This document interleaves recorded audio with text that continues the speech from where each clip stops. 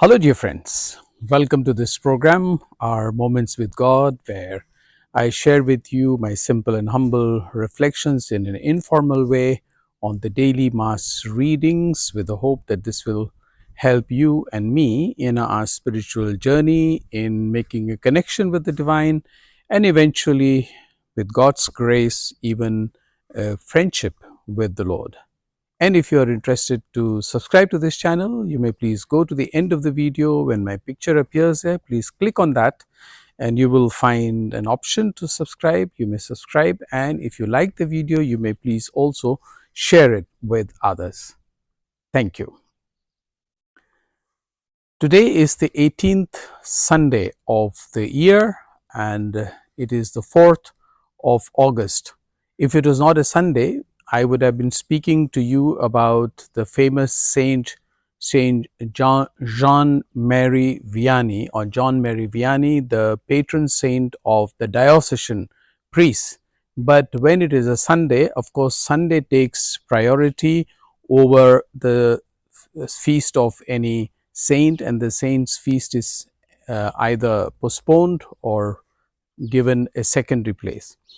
And if you remember, last week I had mentioned to you from the Gospel of St. John, where Jesus had multiplied bread and two fish and had fed 5,000 people. And I don't know if you remember, I had mentioned to you that for the next 3 or 4 Sundays, this particular chapter of John, chapter 6, will continue, where Jesus was just building up a background to establish and connect it with the foundation of the Eucharist.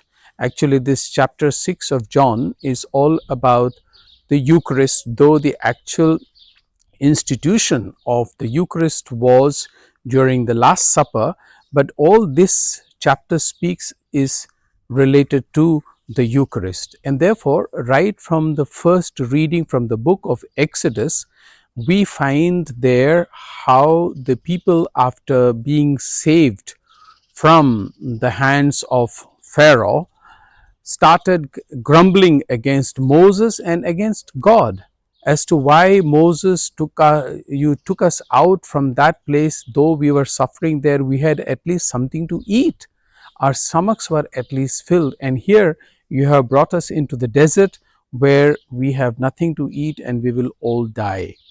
And of course, as they were murmuring, Moses spoke to God, and then you know the story. God sent manna from heaven. In the morning, they would collect like a frost, things would fall, and then when the uh, dew evaporated, it would turn into manna, like white bread, almost like, I think, I'm not sure, but I think it would be like the hosts. And in the evening, the quails would fall and they would have in the evenings meat to eat. This was again that God was taking care of his people by feeding them for their physical needs. And this is what Jesus did last week also, after people had heard him sitting on that hill, and as you saw on the grass, and he had fed them. Now, after he had fed them, they left. He and his disciples left, but people, having not found them, followed him by boat when they reached the other side. And as they landed in Capernaum, hey, Jesus saw that people were following him. I don't know whether it is out of irritation or because Jesus wanted to challenge them. I think it is more the latter, that Jesus told them, "You are following me not because you believe me or because I have done good works, but because you had your fill with bread and what you were fed." Actually, if I were in the crowd, I think I would have been offended with Jesus's words. Of course, I am not sure if I would have also followed the crowd as Jesus is saying with that intention. But I think that Not everybody in that crowd was following Jesus because they had their stomach filled. Let me just take a small diversion and I come back to the main point. St. John, in his gospel, from where this chapter is taken, in the end of the gospel, he says, not everything that Jesus spoke and did has been written down in this book. If everything was written down, this whole world would not be enough to contain what he said. Therefore, I think there is something missing in this conversation that the evangelist did not record or did not think important. My imagination is working like this because I try to converse with Jesus and I try to talk and understand what is really happening, which I suggest that you too do in order to get closer to God and to understand His word. So, excuse me, I come back to the lesson. So, my imagination tells me like this: when Jesus told the people that you are following me not because you have seen my good works, but because you have had your stomach filled, I am sure somebody from the crowd would have either retorted or at least told Jesus, which I think I would have done if I was in the crowd. I would have told him, Jesus, are you talking that also about me? Are you sure that I am following you only because I have had my fill? I would like to differ with you, Jesus, I would have told him.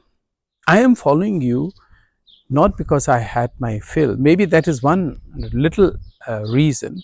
But the main reason I am following you, Lord, is because I like what you are teaching. I like your words. And there is this huge crowd. That day they followed you and they were with you. It is you who offered to feed them. Remember, that time they had not yet had their meal. Why were they following you, Lord? I would have asked Jesus.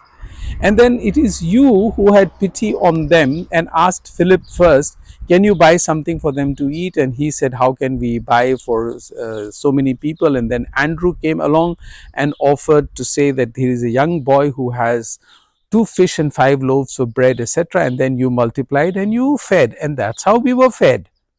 But Lord, please do not accuse me that I am following you only because I have had my fill.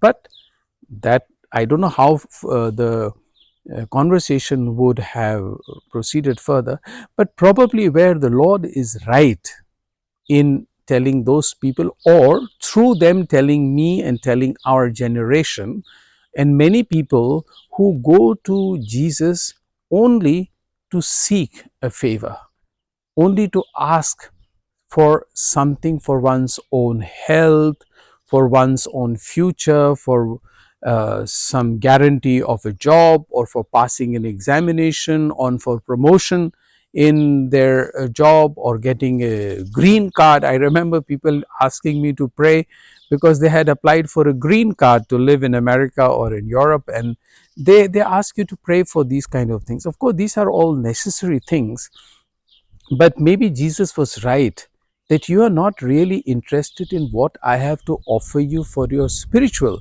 well being, which is what He is preparing them for. He is preparing them for spiritual food, as God was preparing also the people of the Old Testament when He rescued them from the land of Egypt and from the hands of Pharaoh to the promised land. He was leading them in His way. He was making them a special people. And what Jesus was doing by multiplication of bread or multiplication of fish was eventually to lead them to something deeper about Himself, about God. And that is what He is offering to all of us. As I told you, that in the next Sunday as well, this reading will continue about what is the meaning of this whole reading. And as today he concludes in the gospel, I am the bread of life, and whoever eats me will never hunger again. He is offering, eventually coming from this multiplication of bread or from manna in heaven, to himself as the bread of life. And it is Jesus that we should long for, and it is his words and his teachings that we should really be looking for rather than for other our advantages. And if you would like to subscribe to this channel, you may please do it now. I wish you all the very best. Thank you.